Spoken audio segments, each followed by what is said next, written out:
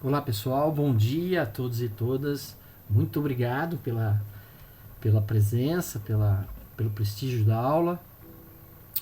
Dando continuidade ao tema que nós trabalhamos no último dia, sobre os fatores que avaliam o desempenho da produção e também algumas outras ferramentas da qualidade que a gente vai estar vendo nesta aula aqui, tá? Então vou retomar de um ponto que nós paramos, mais para a gente poder dar liga no que nós vamos estar falando, né? Então assim, lembra que nós explicamos a questão, a dinâmica de uma empresa, de um negócio, e eu tentei, dentro de uma sistemática de narrativa, eu tentei colocar vocês inseridos naquele contexto, para vocês sentirem como que é, né? E é uma experiência bastante interessante isso, principalmente para quem efetivamente nunca esteve, né? Mas é impressionante que com o tempo nós vamos adquirindo mais é, percepção para esses casos, né? Enfim, então, como fatores externos, eu havia comentado com vocês as políticas públicas, citei o caso da pandemia, muito embora é questão de saúde, mas não deixa de ser políticas públicas. As políticas públicas, as políticas públicas, oxi, não vai avançar. As políticas públicas, elas podem afetar drasticamente é, o, a atuação e a vida de uma empresa, de um negócio, né? Novas tecnologias, também citamos bastante isso daí, novas tecnologias vêm para mudar. Eu estava assistindo agora um pedacinho de uma novela que reprisa, nem sei o nome, que reprisa, né? Aliás, só estão reprisando. E aí tava falando do celular, né? E do celular, que todo mundo usa celular e tal, né? Gente, já não é nem mais o celular, agora é smartphone, né? Assim, é a mesma coisa, mas não é, né? Porque aquele tempo da novela era para ligar, era para falar, para ter contato. Agora a coisa que você menos usa é para conversar, né? Ou pelo menos por voz, né? Função celular a gente praticamente não usa, a gente usa função internet, né? E aí junto com a internet todas as ferramentas que estão lá disponíveis, né? Condições climáticas, as condições climáticas também podem afetar bastante é, uma, a dinâmica da produção, a dinâmica do negócio, né? É, Atraso de fornecedores, né? Os fornecedores que eventualmente eram para ter entregue numa data, não entregou, isso também compromete bastante. E eu não vou falar que é um mal necessário, porque não é necessário, né? Isso é um mal que tem que ser cortado pela raiz, né? Os atrasos é realmente uma coisa que não dá para conviver, né? Mas pode acontecer, né? Pode acontecer, né? Então, volta e meia você vê aí um caminhão que sofre, quer dizer, não é só esse motivo, né? Mas o caminhão que sofre um acidente, a carga cai no meio da pista, e etc, etc. Será que isso daí não vai gerar um atraso em algum local, né? Em alguma empresa? É, não sei, depende tudo o quanto essas empresas estão preparadas para esses contratempos, né? É, Oscilações nas especificações das matérias-primas, aquela matéria-prima que não vem sempre do mesmo jeito, né? Não sei se vocês já tiveram alguma experiência nesse sentido, mas nem tudo aquilo que a gente compra sempre vem do mesmo jeito, varia, né? Eu faço pizza aqui em casa. De final de semana eu faço pizza no sábado, né? Mas assim, é difícil eu conseguir repetir a qualidade da pizza que eu faço, porque é difícil eu conseguir repetir os ingredientes que eu utilizo, né? Porque, por exemplo, eu vou comprar queijo, eu compro o queijo que tem, né? Eu não fico. Eu tento escolher, mas normalmente é o que tem. E assim, tem queijos melhores, tem queijos que não são tão bons, tem os mussarela, tem mussarela que ela tem um comportamento, a hora que foi no. Ela tem uma capacidade de forneamento melhor. Tem mussarela que não, tem mussarela que é mais salgada, outras é menos salgada. Enfim, essas variação altera a qualidade do produto, né? E se eu quero, eu vou fazer uma. Primeiro que está mudando a característica. Segundo, se eu quero garantir a qualidade do meu produto, eu vou ter que criar dispositivos de correção. E certamente esses dispositivos de correção na minha produção caseira de pizza, eu diria que esses dispositivos eles vão tomar tempo, né? Porque primeiro que eu tenho que desenvolver e depois a hora que eu desenvolver alguma coisa eu tenho que fazer, né? Então, em alguns casos, é colocar uma pitadinha de sal a mais. Em outros casos, colocar um sequestrante, tirar sal, mudar alguma coisa, né? Então, talvez não seja tão fácil assim. Enfim, esses são os fatores externos. Os fatores internos, falhas operacionais, né? A gente mostrou lá o fulano pensando em alguma coisa, enfim, os problemas internos, os problemas pessoais, né? Então, assim, os problemas pessoais podem gerar uma falha operacional. Os problemas individuais podem fazer com que o indivíduo faça errado, ele errou, né? E esse errar pode prejudicar toda uma produção. Imagina uma produção seriada, quando alguém erra, né? Para tudo, né? Bom, depende do que errou também, né? Quebra de máquina, né? Não acontece quebra de máquina? Acontece, direto, né? Sempre acontece quebra de máquina, né? Então, assim, esse é um desafio das organizações de conseguirem fazer com que os seus departamentos de manutenção trabalhem muito bem, né, com grandes planos preventivos e preditivos, a ponto de que a máquina não quebre e não gere manutenção corretiva. Mas é um desafio. Falhas de programação, né? Então, a programação era há um erro de programação, um produto tem que ser, por exemplo, lá na indústria têxtil, tinturaria, tem sequência para fazer tingimento de tecido, não é a cor que tinge com qualquer cor, não é bem assim não. Então, assim, primeiro você vai tingir as cores mais claras, depois você vai para as mais escuras, porque se você colocar, se você tingir de branco e depois entrar com uma cor mais escura, é tranquilo. Agora, o contrário é problemático. Imagina, eu estou tingindo de preto, agora eu tenho que tingir peça branca.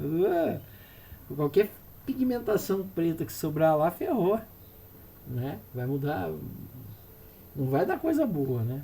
Então tem isso, né? Então a programação ela tem que ser de tal forma que para fazer uma limpeza, digamos assim, entre tonalidades claras ou tonalidades escuras, para fazer uma limpeza simples, né? Agora, se eu for migrar de uma tonalidade clara para uma tonalidade absolutamente escura, eu tenho que fazer uma limpeza muito mais criteriosa, né? Então, isso, se a gente pensar em alimentos também, imagina, eu sou uma fábrica de alimentos e eu trabalho com produtos com glúten e trabalho com produtos sem glúten, né? E, poxa, é mais ou menos assim.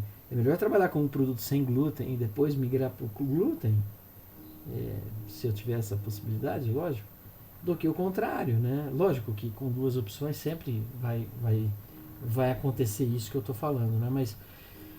Mas imagina uma situação hipotética assim, né? Porque quem é intolerante a glúten, ele não pode ter contato. Glúten é proteína da farinha, tá? Ele não pode ter contato com o glúten, né? Então, assim, imagina. E a pessoa que não tem intolerância, a pessoa que não tem problema para experimentar ingerir glúten, não tem problema se para ele chegar lá um pouquinho de produto que não tem glúten, né? Não tem problema. Tem problema no aspecto de sabor, né? Lógico, né? Mas eu não estou falando nesse aspecto, eu estou falando no aspecto de você ter traços de glúten, traços de algum produto que tem pessoas que possuem alergia, né? Não pode, né? Temos que garantir essa isenção. Oscilações de processo, né? Eu estava falando. E falta de matéria-prima, né? E etc. Então, esses são alguns dos fatores internos aí que podem mudar a sistemática e o cotidiano de uma organização, né? E aí, para a gente poder avaliar tudo isso e poder fundamentalmente garantir uma performance bacana da produção, né, digamos assim, é de bom tom e é amplamente utilizado os KPIs ou chaves, indicadores chaves de performance, né, ou de desempenho. Né? Então são ferramentas assim com o objetivo de você medir para ver se você está bem. Né? Então, por exemplo, será que o meu carro tá legal? Vou fazer uma viagem. Será que não é interessante eu criar um indicador? Ou mesmo antes da viagem, criar um indicador, saber quantos quilômetros com litro faz o meu carro? Né? Não é? É um indicador. Né? Será que é interessante a gente fazer um indicador na casa de desempenho para saber quanto que a gente gasta de energia elétrica por mês? Né? Por unidade de tempo, porque tem dia que tem mês que tem 30 dias, tem mês que tem 32, 33 dias, 29. Então assim, vamos pensar o seguinte, será que se a gente criar um indicador que relacione época do ano com dia de consumo, será que seria interessante para saber se nós estamos bem ou estamos mal? Né? Trocamos uma geladeira, pô, como que eu vou saber se ela é melhor? Eu tinha que já estar medindo antes, né, para saber se essa aqui é melhor, porque depois que trocou, então eu troquei a geladeira, ela é econômica, viu? Ah, legal. E como que você sabe que ela é econômica? Porque falaram. Ué, mas falaram, você não checou. Você não checou por quê? Não, mas ela eu percebo. Mas percebe como? Ah, eu percebo que ela funciona menos. Ah, é um indicador. É um indicador. Mas ele não é quantitativo, né? Você é perceptível, talvez, mas não é quantitativo. Será que poderia transformar isso em uma medição? Será que dá para ir lá no medidor de energia na entrada da casa e anotar por dia quanto que está consumindo? Tem uma frase que eu coloquei aqui, ó, que é interessante, só que entrou essa coisa no meio aqui que eu não sei como que é, né? Aqui. Eu nem sei posição do texto, parte inferior. Ah, nem sei. Quem não mede não gerencia, né? Então, essa é uma frase muito bonita e muito assertiva, né? Se você não mede, você não gerencia, não tem como, né? Alguns exemplos de KPI, né? Na verdade é KPI, né? Tempo de lançamento de um produto, né? Ou seja, quanto tempo demora para uma empresa lançar um novo produto? Né? Para algumas empresas isso não significa muita coisa, né? Então, por exemplo, sei lá, vamos pensar na Catupiry. Quanto tempo a Catupiry demora para lançar um novo produto? Ah, sinceridade, gente. A Catupiry, lógico que ela tem novos produtos, ela sempre está lançando, sem tudo. Mas definitivamente o que mantém, o que realmente alavanca a Catupiry é o requeijão deles, né? Que é cremoso, fantástico. Mas a gente pode pensar em outras empresas, né? A gente pode pensar numa Samsung, a gente pode pensar numa Motorola, a gente pode pensar em empresas de telefonia, de celular. Quanto tempo ele demora para lançar um novo produto, né? Porque se ele demorar muito, ele está morto, né? Ele está morto, porque a evolução ela é assim, coisa. Num ano você tem pelo menos uma ou duas evoluções nos celulares, né? Dizem que o tempo de vida de um celular, se o tempo de vida de projeto é 6 meses. 6 meses, né? Lead time. O lead time é o tempo de duração de um processo. Quanto tempo demora para fazer um processo, para fazer um dado produto, né? Por exemplo, você sabe quanto tempo demora para fazer um carro? É uma pergunta muito boa. Envolve uma pesquisa. E ele, com certeza, é muito menos do que você imagina. Né? Se você for pensar em alguns dias, você está errado. Se você for pensar em algumas horas, você está errado. E se você pensar na casa de minuto, você está correto. É isso mesmo.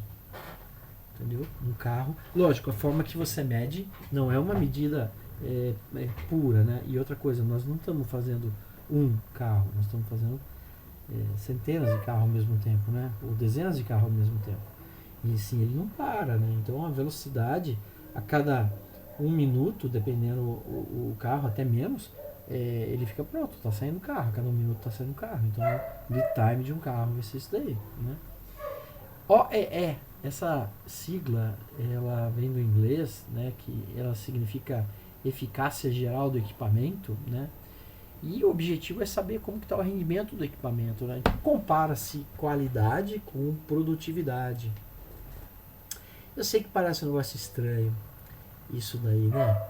Mas assim, ó, vamos pensar em alguma coisa. Vamos pensar numa copiadora não, uma impressora, né? Qual é a capacidade de uma impressora, né? Você vai falar mais ou menos aquilo que você ouviu falar, ou acha, ou leu, né? Mas definitivamente nós não trabalhamos com impressora. Se a gente for trabalhar com impressora, esse negócio começa a ser importante, né? Então, por exemplo, quanto tempo demora para imprimir uma peça em impressora 3D? Depende, né? Depende de uma série de coisas. Depende da peça, que peça que é. E depende qual é a impressora. Depende qual é o filamento, depende das características, depende de uma série de coisas. Depende do setup, da regulagem, depende de um monte de coisa que você fez. Mas não importa. O que importa é o seguinte: eu posso, uma vez que eu ajusto e acho o ponto ótimo dessa impressora, vamos pensar uma impressora 3D, eu vou fazer uma pecinha. Eu vou imprimir dado, sabe dadinho? Vou imprimir dado. Então eu vou fazer os dados e aí eles são, sei lá, vou fazer um dado aí de, deixa eu pegar aqui uma régua, de 20 milímetros, né? Um cubo de 20 milímetros com aquelas marcações de 1 a 6, né? E eu vou fazer isso daí e vou ajustar para a melhor impressão possível dentro de um parâmetro. E aí nós vamos chegar numa produtividade, né? Então assim, isso é relação de eficiência, né? Então assim, o que é que o fabricante falou? Ele projetou essa máquina para quantos dados por minuto, né? Dados por minuto é brincadeira, né? Demora bem mais que um minuto. Mas vamos lá. Ele projetou para fazer, sei lá, 4 dados por hora, por exemplo, né? Mas aí, será que a impressora consegue? Será que a tua impressora consegue? Será que a impressora que você está trabalhando consegue? De repente ela não consegue, ela está fazendo 3 dados e meio por hora, né? Ou ele faz até 5, mas dos 5 aproveita 1. Então, essa métrica de quantidade e qualidade, na realidade, dá origem a esse indicador de performance, OEE. Stockout, número de vezes ou dia que determinado item controlado do estoque chega a saldo zero. Bom, estoque, gente, é um mal necessário e muitas empresas acreditam que só é um mal, não é necessário, né? Então assim, quando a gente pensa em estoque, é dinheiro parado. E se você não acredita nisso, pensa. Imagina que nós vamos sei lá, nós vamos comprar folha de papel para impressora, né? E eu quero fazer um estoquezinho de folha de papel de impressora. Eu vou aproveitar que o que está em promoção e eu vou comprar, sei lá, uma caixa. Eu comprei lá, eu nem sei quanto vem. Digamos que venha 10 fardos lá de 500 folhas. E digamos que eu gaste um por mês. Poxa, comprei para 10 meses. Tá bom? Tá bom. Então tá. Então vamos pensar em combustível. Eu gasto, digamos, eu nem sei quanto que eu gasto, mas digamos que eu gaste aí um tanque por mês, né? Então vamos arredondar aí para... Não, vamos arredondar aí para... vamos arredondar aí para 100 litros no mês. Poxa, eu não posso ir lá no posto e comprar já 1.200 litros e deixar guardado? Bom, poder não pode, né? Porque como que você vai armazenar isso aí, né? Mas 1.200 litros ao preço que está a gasolina, nós estamos falando de você fazer um investimento aí de 5 mil reais. Será que vale a pena deixar parado 5 mil reais? Será que se eu deixar o dinheiro guardado em investimento não é melhor? Resumindo, estoque nem sempre é bacana, tá? Então, assim, as empresas trabalham muito com estoque zero, muito tendendo ao estoque mínimo, né? Market share é fatia de mercado, é participação que a empresa tem, o que o produto tem no mercado, né? Então, assim, algumas empresas são muito focadas, e eu trabalhei numa empresa assim, a ter o seu produto localizado lá num ponto de venda, mas numa condição de venda, ou melhor, num volume de venda para valorizar a marca. Então, assim, eu posso até não ter muito lucro, mas é importante que eu venda bastante, porque a minha marca é valorizada, né? Existe uma publicação especializada, a Nielsen. Deixa eu ver se eu acho aqui. Eu já volto aqui. A Nielsen.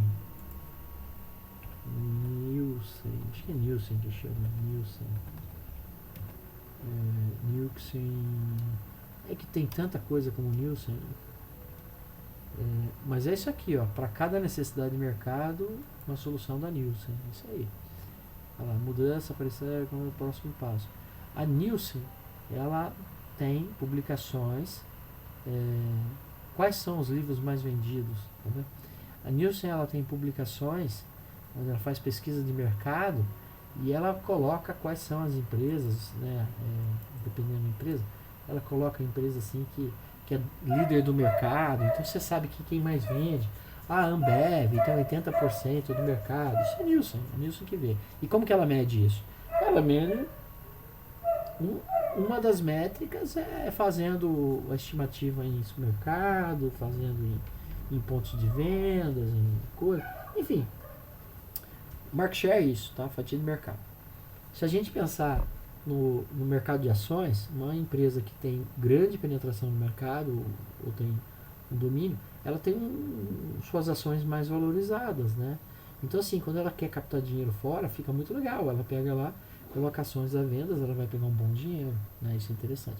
E para o acionista, é muito interessante que a empresa seja valorizada, porque eu, como acionista, eu quero que as minhas ações que eu tenho de um dado negócio se valorize, porque aí eu tenho mais dinheiro, né? Eu posso vender e meu patrimônio fica mais alto, né? Produtividade homem-hora, número de unidades produzidas por mão de obra, enfim, outros exemplos aí de indicadores de performance, né? Ociosidade, tempo que a máquina ficou parada, né? Principalmente por causa de manutenção, giro de estoque, né? O consumo dividido pelo saldo de média de estoque, custo de pedido, qual é o custo médio de um pedido, né? Quanto que realmente eu gasto para comprar alguma coisa, né? Então, esse também é um indicador. Turnover, qual é a relação, qual é a quantidade qual é a taxa de renovação de funcionário na empresa.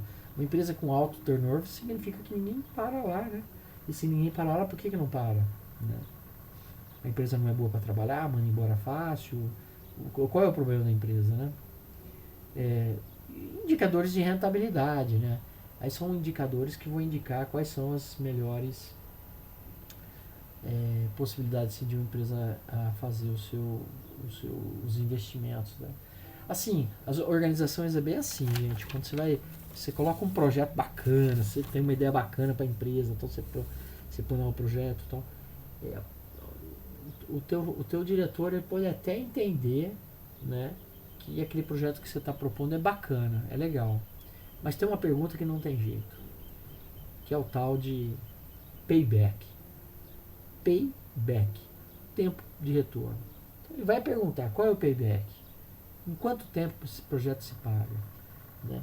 E se esse tempo for muito longo, tipo mais de um ano, mais de 2 anos, fica difícil de aprovar, entendeu? Se for até um ano, pode ser, mais que isso já começa a complicar. E também a taxa de retorno também é importante, porque ele sempre vai pensar assim, mas vale mais a pena investir nisso, na tua ideia, ou deixar esse dinheiro em aplicação financeira, né? Assim funciona, tá? Aqui eu coloco alguns exemplos de KPI, né? Esse aqui é de materiais utilizados por peso ou volume. Então, assim, a gente pode ter um indicador, quanto que eu gastei de matéria-prima, quanto que eu gastei de materiais, para a quantidade de produto que eu fabriquei. Né? É um indicador interessante, né? A gente pode pensar isso daí de forma individualizada, né? Ó, quanto que eu gastei de papel de escritório por tonelada de produto vendido? Quanto eu gastei de água por... Bom, isso aqui vai ser um indicador para frente. Mas assim, a gente pode pensar em avaliar quanto que a gente consumiu pela quantidade de produtos que foi produzido, por exemplo, né?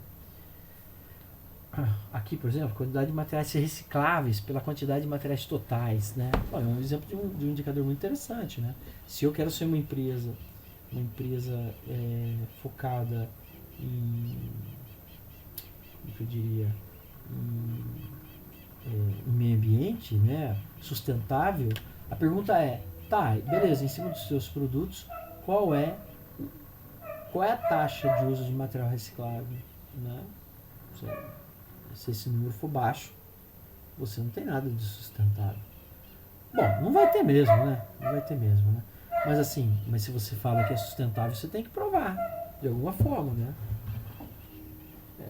Esse aqui é um KPI de consumo de energia por... Isso aqui é energia geral, tá, gente? Não é só energia elétrica, não, é energia geral. Olha, tá aqui, ó. É, energia elétrica e de combustíveis, energia como um todo, tá? Todos os tipos de energia, digamos assim. Isso é real de uma empresa, tá? É real mesmo. Esse é um indicador de consumo de energia por quantidade produzida de produto, né? Não tá aqui por quilo, mas eu acho que era litro. Mas é que tinha vários produtos, então foi generalizado. Então aqui você tem um indicador, você vê aí meses que foram melhores, meses que foram piores, né? Lógico, depende, né? Esse gráfico sozinho não diz muita coisa. Precisamos ver também o gráfico de produção, como que ele foi, né? Mas assim, mas aqui o que diz é a gente comparar os anos, né? Então, por exemplo, 2006, 2007, 2008. Olha só, janeiro foi muito bom, olha. 2006, 2007, 2008 mostra uma melhora da empresa no sentido desse indicador, né? Mas em fevereiro já tem uma piora significativa, tá vendo? 2008 consumiu muita energia. 2009 muita energia. 2010 até que tá razoável. Desculpa, gente, falei besteira. Fevereiro consumiu muita energia. Março consumiu muita energia. Abril tem... consumiu um pouco mais, né? Mas tá. Olha, maio, ruim. Junho, aqui não houve a aferição dessa medição aí, né? Mas assim, é só para ter uma ideia como foi esse comportamento e você compara você com você mesmo, né? Aqui um indicador de energia fóssil, né? Só agora a fóssil, não a elétrica. Apesar de estar escrito elétrica aqui, tá? Mas não é só a fóssil. Então também um indicador de como está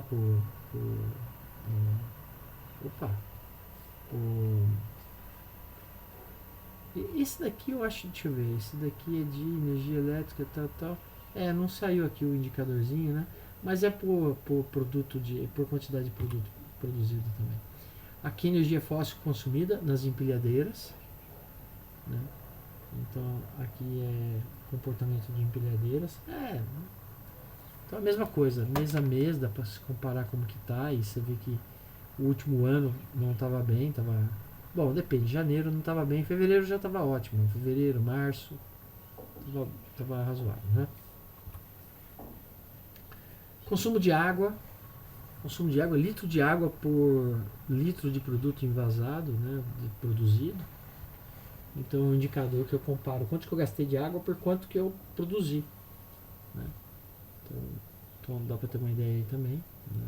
É lógico, cada caso é um caso e fica difícil. A gente olha aqui, é só para ter uma ideia desses indicadores. Agora é lógico que esse indicador lá na empresa, sendo discutido no momento que ele acontece, que o número acontece, isso dá uma conotação muito mais interessante, porque existe uma contextualização do momento, né? Então você sabe o que aconteceu, né? Teve um problema de produção, teve uma mudança de especificação no produto, começou a gastar mais energia com isso, enfim, tudo isso pode acontecer, né? Esse aqui é gases do efeito estufa, então grama de CO2 equivalente por litro de produto envasado também. Esse é o indicador ambiental, inclusive, né? Efluente gerado, esgoto, efluente gerado, então também litro de efluente por litro de produto envasado, né, produzido. Esse aqui é lixo. Lixo é que nem mato, né? A definição de lixo e de mato é muito parecido. Então tudo aquilo que, no caso do lixo, tudo aquilo que não pode ser reaproveitado é lixo, né? O problema é que tem, muitas vezes, a gente faz indicador de lixo porque no lixo tem material reciclável que dá para você selecionar, dá para você subtrair, dá para você segregar do lixo, né? Então o lixo vai para um aterro, você tem que pagar para descartar, uma empresa você paga, não é que nem na residência, que você coloca lá, o lixeiro pega e leva embora, não é assim na indústria, você tem que contratar uma empresa para isso, né? E nessa empresa, quer dizer, nessa não, mas em outra empresa que eu trabalhei, gastava-se por mês 10 mil reais para descarte de lixo, né? E, enfim, então o lixo descartado é um indicador também interessante, porque você pode diminuir, né? E definitivamente a empresa pagou por isso, né? Ah, tá bom, professor, como assim pagou? Pagou, né? O lixo que foi gerado não veio de graça, ele foi pago. Ele foi pago a um preço alto. E aí é descartado e tem que pagar para descartar. Então tem que se trabalhar para diminuir esse lixo, né? Você diminui tirando aquilo que é reciclável do meio dele e você diminui diminuindo a perda mesmo, diminuindo os trabalhos, as perdas, diminuindo a geração do lixo direto na fonte, né? Essa é a ideia. Sucata gerada também é a mesma coisa, a mesma ideia, né? Toda vez que eu gero sucata, eu estou descartando uma coisa que eu paguei muito caro lá no início, né? Então, assim, a ideia é que a gente consiga gerenciar a sucata para minimizar o máximo possível. Então, aqui é sucata por litro de produto vazado, sei lá, um indicadorzinho, né? E muitos outros aí indicadores que vocês podem ter, né? Bom, é isso. Agora mudando um pouquinho, falando num tópico um pouquinho complementar, mas um pouquinho diferente. Agora o tema é registro e análise de trabalho. Então está aqui uma definiçãozinha. O registro do trabalho consiste em, a partir de ferramenta específica, transferir como fazer das pessoas para a empresa. É uma maneira de manter o conhecimento com a empresa, independente de quem o executa. Ah, gente, isso é muito importante. Tem uma historinha que eu não sei se é verdade, tá? Essa historinha parece que ocorreu na Arcor, mas eu não sei onde que foi. Não foi aqui em Campinas, não. Porque era com uma linha de bolinho. Eles fabricavam um bolinho. Mas lá atrás, quando poucos, eu não sei se hoje ela fabrica, né? Ela, né? Porque pelo menos aqui eu nunca vi. Aqui em Campinas eu nunca vi nos mercados, né? Mas eu sei o seguinte, tinha um senhorzinho lá, um velhinho, que ele era um especialista de bolinho. É ele que dava o ponto, tá? Bolinho, não sei que bolinho que é. Não é ele que dava o ponto. Bom, também se não for verdade essa história, deixa quieto. E ele dava o ponto. E ele era o cara. Ele já tinha mais de 70 anos, ele ia lá só pra ver o ponto, né?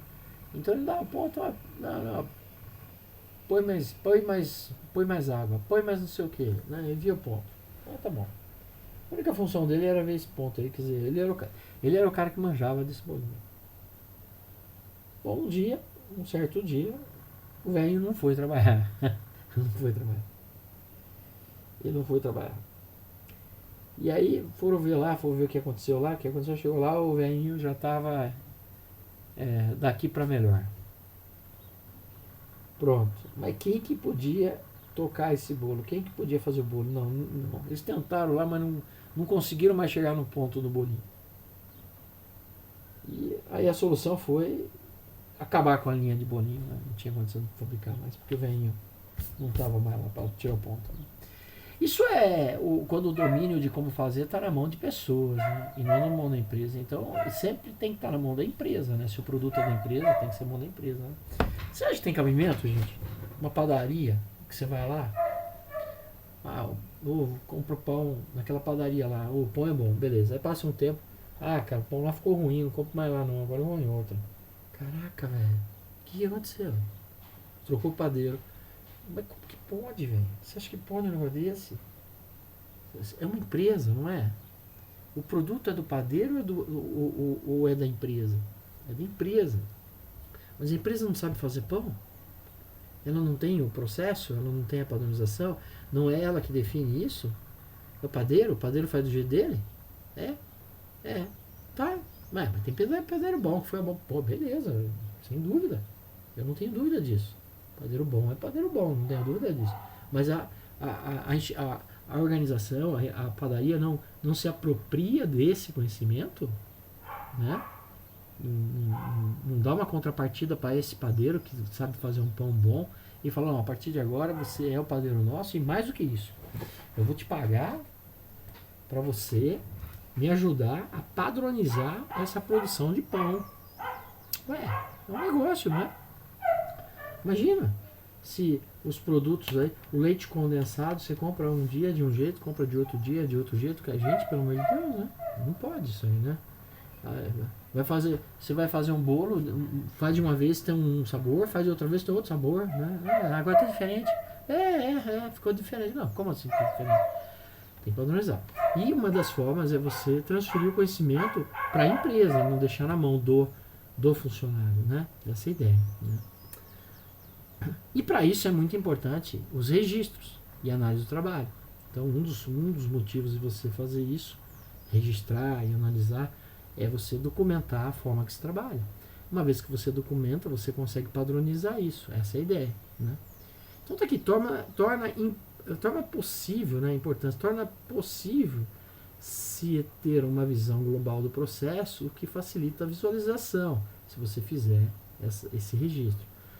Através de atividades que não agregam valor e podem ser eliminadas. Você pode, nesse levantamento, você pode identificar coisas que não servem para nada, mas está sendo feito. Né? Sabe aquela historinha do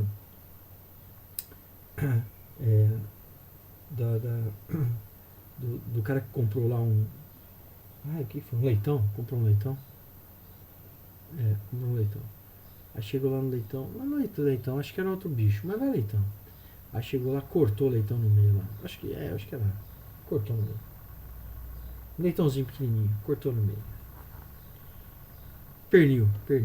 Comprou um pernil lá, cortou o pernil pra assar. A mulher cortou. E aí o marido falou assim, mas por que você cortou? Não sei. Minha mãe sempre fez assim e eu faço igual a ela, pra não ter erro. Não, mas pra que cortar o pernil? Não, tem que cortar. Tem que cortar. Sempre foi feito assim, tem que cortar. Mas quem que te ensinou isso? Minha mãe me ensinou. Aí tá, foi lá com a mãe dela, perguntou lá pra sogra, perguntou assim, por que a senhora corta o leite, o pernil? Não, tem que cortar. Mas por que tem que cortar? Não, tem que cortar. O seu não fica bom, tem que cortar.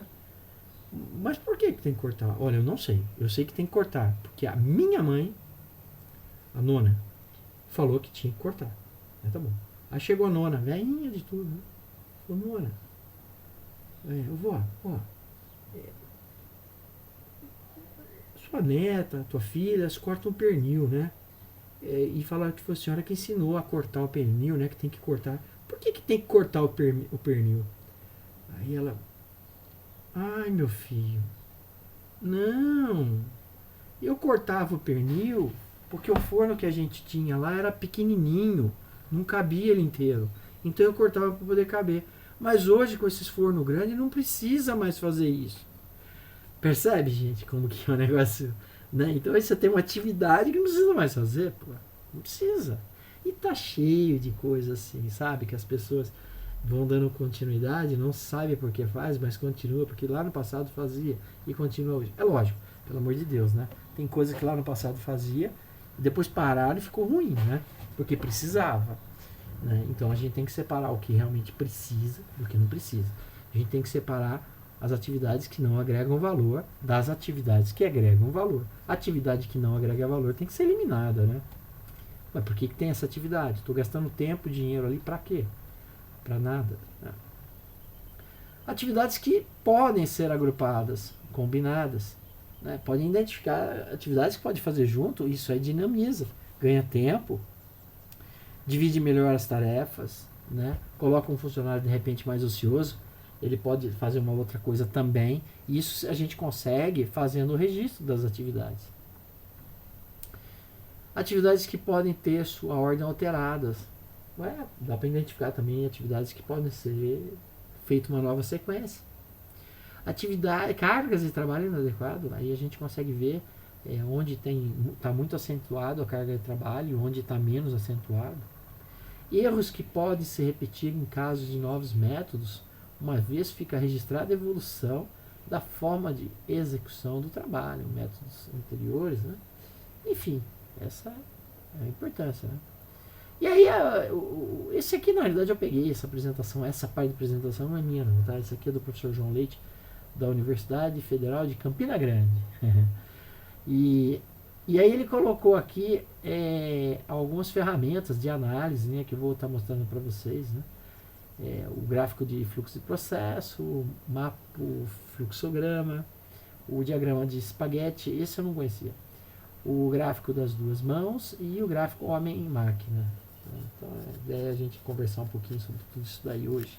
Né? É mais uma apresentaçãozinha mesmo, para a próxima aula, quando a gente tiver uma presencial, a gente poder trabalhar alguns dos métodos, né? Principalmente esse aqui do fluxo do processo, que eu acho muito legal. Né? O fluxo do processo, esse gráfico do fluxo do processo, ele usa esses símbolos. Né? Então o círculo que representa a operação, a seta que representa o transporte, o quadrado que representa a inspeção, esse da porta-end aqui que representa a espera, e o triângulo que é armazenamento. Tá? Então são esses símbolos aqui que são normalizados, inclusive, por norma americana, né? Que é utilizado. Ele ainda comenta que dá para combinar esses símbolos, né? Por exemplo, dá para colocar o quadrado dentro do... Não, ao contrário. O círculo dentro do quadrado, que aí fala que a inspeção e operação. Então, inspeção simultânea. Inspeção ocorre na medida em que o trabalho ocorre. Entendeu? Eu não preciso parar o trabalho para fazer inspeção. Então, eu junto os dois, eu falo que, olha, eu não paro o trabalho, eu continuo. Então, tá bom.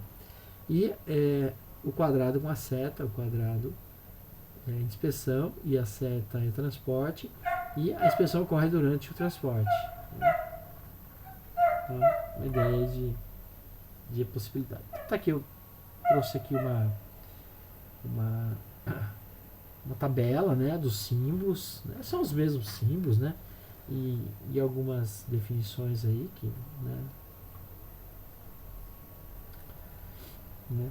E aí ele trabalha um exemplo, né? Um exemplo aqui, um fluxograma de processo, né? Ele, na realidade, está mostrando aqui o que é para fazer, né? Então, por exemplo, fluxograma do regar o jardim. Não? Então, esse aqui é transporte, não é?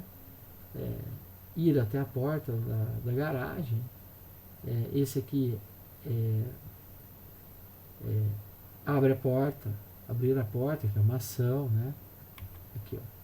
Seria legal se que é uma operação, tá vendo? Abrir a porta. Depois aqui é transporte também, né? Vai até o armário pegar as ferramentas. Depois aqui é uma ação, né? Retira o esguicho do armário. Depois o transporte vai até a porta traseira da garagem. Depois aqui abre a porta, uma ação. Depois vai até a torneira do portão da garagem, de trás do jardim, perdão. Liga o esguicho à torneira, que é uma ação, e rega o jardim, que é uma ação. Então, assim, é uma coisa banal, né? Eu sei, mas é porque é um exemplo, né? Então, à medida que você pode crescer um pouco esse exemplo, aqui não está legível, esse gráfico vai ficando maior, né? Bem maior. Né? Então tá aqui. Dá pra gente trabalhar com formulário pronto para uso, né? Então eu tenho aqui as atividades e eu vou escolhendo qual símbolo que eu quero aqui, né? E aqui eu ainda coloco o tempo que demora para fazer essa função. Né? No final eu consigo até fazer uma somatória dos tempos, aí, bem interessante. E aqui é um descritivo de toda a atividade e aqui a parte gráfica, né? Bem interessante. O mapa, o fluxograma, ele já é você desenhar o fluxograma de processo sobre o layout. Então coloca aquele símbolo sobre o layout, o desenho da planta, do equipamento ou do posto de trabalho, e coloca aqui a simbologia aqui para poder identificar o que é feito nesse posto de trabalho. Né? Então, ele contempla as informações apresentadas no fluxograma, fornecendo uma visão espacial do processo produtivo. É legal que dá para pensar em fazer aquilo lá em 3D, né? Não só em 2D, dá para fazer em 3D, e isso pode ser muito interessante. Auxilia na análise do layout, porque se o meu objetivo é estudar o layout, por esses gráficos aqui, por essa simbologia, eu consigo ver se esse layout está legal ou não. Né? Auxilia, bom, já foi, né? Então ele expõe os pontos críticos, né? Como as grandes distâncias e o contrafluxo, né? O ponto negativo deve ser precedido pela elaboração do fluxograma de processo. Ou seja, não dá para fazer ele diretamente, tem que fazer primeiro o levantamento do fluxograma de processo. O diagrama de espaguete, ele consiste em você rabiscar sobre o layout. Então eu tenho um layout aqui, eu começo a rabiscar, né, toda a movimentação ocorrida durante a realização do trabalho. Então é para a gente estudar onde está concentrado. E aí, se você tem uma concentração muito grande de linhas naquele equipamento, significa que ele é um ponto central, né? Então, o ponto positivo pode ser usado rapidamente, sem a necessidade de ter um fluxograma de processo prévio. Dá uma ideia real do movimento, da frequência. Isso é muito legal no estudo de layout, posição de máquinas. E aí o autor ele pergunta, né? Como decidir usar cada um deles, né? Como que eu vou usar cada um deles, né? Então tá aí o gráfico de fluxo do processo quando a movimentação e transporte for menos importante. Então, se transporte e movimentação não é uma coisa tão importante, fluxo do processo. O mapa para o fluxograma é quando se pretende conhecer, né, a complexidade do fluxo, distâncias, contrafluxos, movimentação e transporte. Aí já o transporte, né, movimentação e transporte é uma coisa mais importante. E o diagrama de espaguete, né, quando se quer entender a complexidade do fluxo, onde houver alta movimentação de transporte com uma frequência de repetições, mas usado quando se busca resposta sem detalhamento profundo do processo. Na realidade, o objetivo aí é localizar mesmo o fluxo, né? Concentrações de fluxo. É uma grande ferramenta para o layout.